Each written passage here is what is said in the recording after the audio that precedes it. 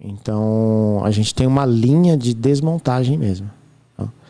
O veículo é adquirido em leilões, ele vai chegando, vai ficando no pátio da empresa, e existe um processo de escolha. Então, não sou eu, o Júlio, que decido qual carro que vai ser desmontado.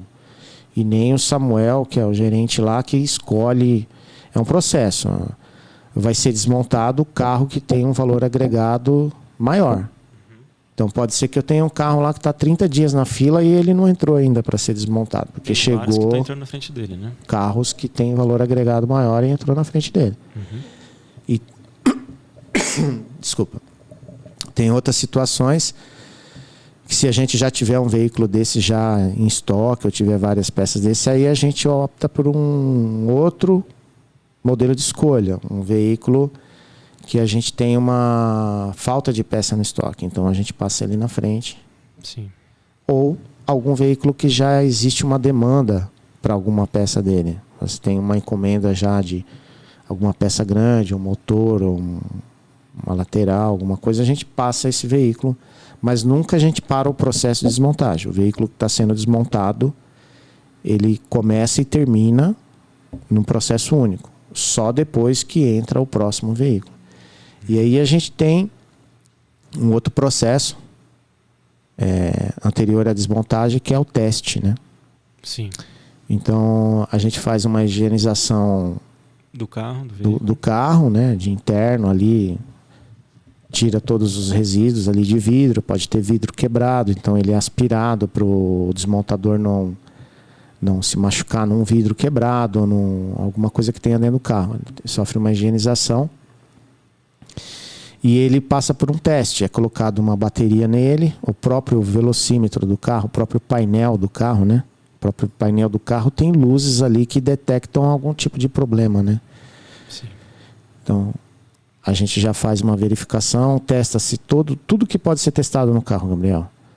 Desde máquinas de vidro elétrico, farol, multimídia, o próprio painel, né? A quilometragem do painel. Se o carro funciona, a gente liga o motor, testa, faz um vídeo, né? Testa-se o ar-condicionado. Tudo que for testado, pode ser testado, é testado e é marcado no checklist, que vai ser utilizado depois na qualificação da peça, né? Para aquela peça ter uma certeza que ela está apta a ser vendida, né? Sim. E tudo, as peças desmontadas passam por um processo de higienização, de limpeza, né? De fotografia, de identificação e de localização, né? Que são anunciadas. E a gente tem um processo de desmontagem também já definido, por onde começa a desmontar o carro, né? Então é interessante, né? Para quem gosta, né? A gente talvez um dia possa até disponibilizar um vídeo de uma desmontagem acelerada, né? A gente segue um padrão de desmontagem. Então o veículo é desmontado interno, bancos, painéis, forrações. Que é a parte limpa, né? Que é a parte limpa. Então o desmontador ele tá limpo, né? Ele não vai sujar um acabamento, alguma coisa. Ela vai passar por uma limpeza, mas ele não vai contaminar mais ela ainda, né? Todas essas peças já são encaminhadas para uma área de registro ali, que ela vai ser catalogada, né? Vai receber uma etiqueta. Então a minha empresa não etiqueta só a peça que é obrigatória por lei, né? O que é obrigatório por lei, a gente usa a etiqueta lá do Detran, que tem um código que reverte ao site do Detran. Mas todas essas e as outras são etiquetadas com uma etiqueta de controle interno, que recebe um QR Code, um número, uma identidade.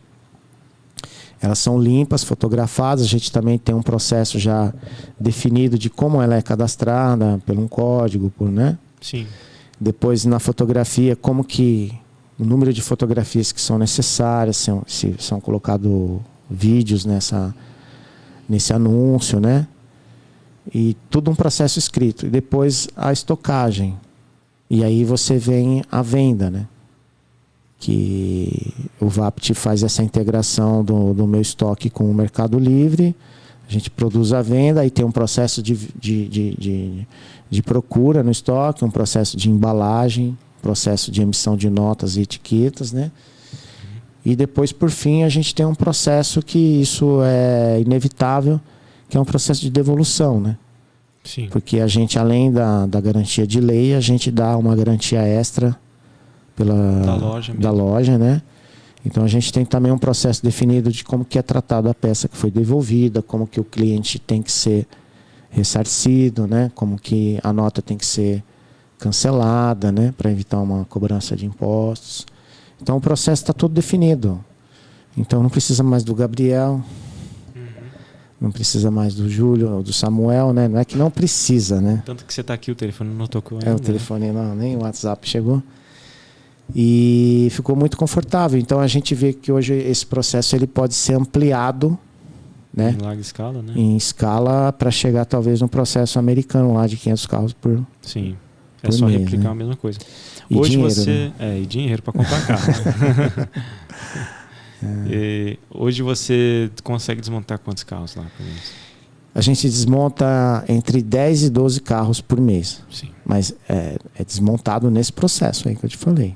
Não é simplesmente desmontar e acumular as peças. Né? Cadastrar no sistema, fazer foto, subir pro testar, Mercado Livre. testar, desmontar, higienizar, catalogar, fotografar, embalar. Porque a gente já guarda a peça embalada para que ela não se danifique no estoque, Sim. né? Fica mais fácil para embalar depois quando ela vender também, né? É. Então, 10 a 12 carros, né? 10 a 12 carros. E quantos funcionários tem hoje? 6. 6 funcionários. 6 funcionários. É bem otimizado, né? Porque a gente está naquele teste que você começou lá na Aricanduva ainda, né? Sim.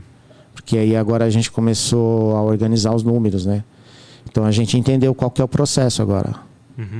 E aí para a gente aumentar esse processo, a gente sabe onde a gente tem que mexer, né? Se você tem que pôr mais desmontador, se você tem que pôr mais gente que limpe as peças, ou mais gente que... né? Que é a lógica do balanceamento de linha. Isso, se você tem que ter mais gente lá para responder perguntas, mais gente para fazer nota, né? Isso, Então, com esses dados hoje que a gente tem, a gente consegue aumentar o processo e não errar mais. Ou se errar menos. Errar menos. Né? Eu acho que o que ajudou muito também a gente conseguir fazer isso foi na faculdade que eu tranquei durante a pandemia, né? Mas tô voltando. De engenharia de produção, né? Que a engenharia de produção é isso, é você estudar os processos para conseguir replicá-los e ampliá-los, né? Melhorá-los. Então, eu acho que hoje a Salvador vai sempre estar, mas hoje tá com cada vez mais seu processo aprimorado. E hoje a gente tem lá a sua irmã, né? Que é a Letícia, né? Que ela é muito exigente, né? Ela cobra tudo e tal. Então ela também tá em cima o dia inteiro do processo, né? E faz reuniões, né?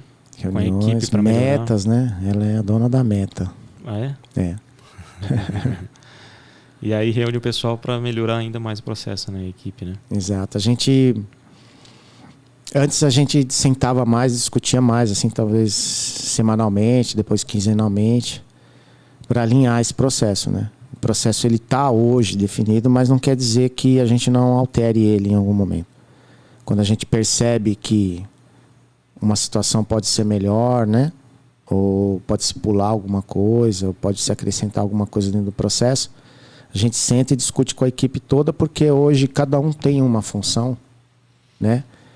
Mas eles não ficam só nessa função. Cada um sabe fazer o trabalho do outro, né? A gente tem o desmontador, o cara que limpa a peça, mas ele também limpa a peça, mas ele também estoca, ele também embala, né? Tem a pessoa que faz o cadastro da peça, mas ela também ela faz fotos, ela também estoca, ela também embala. Então a gente conseguiu fazer com que a equipe se dividisse, mas que também soubesse fazer a função do outro, né? Porque a gente também resolve um problema de alguém que sai de férias, que alguém que falta, né? A gente consegue ter um funcionário que entenda o processo todo, né? Então sempre quando a gente vai mudar algo do processo, senta todo mundo para discutir, porque ele entende que talvez alguma mudança num processo anterior dele pode atrapalhar o processo dele, aí a gente rediscute isso e tal. É bem bacana. O pessoal se sente também bem importante dentro do processo, né? Veste a camisa também. Dá um resultado bem legal isso aí.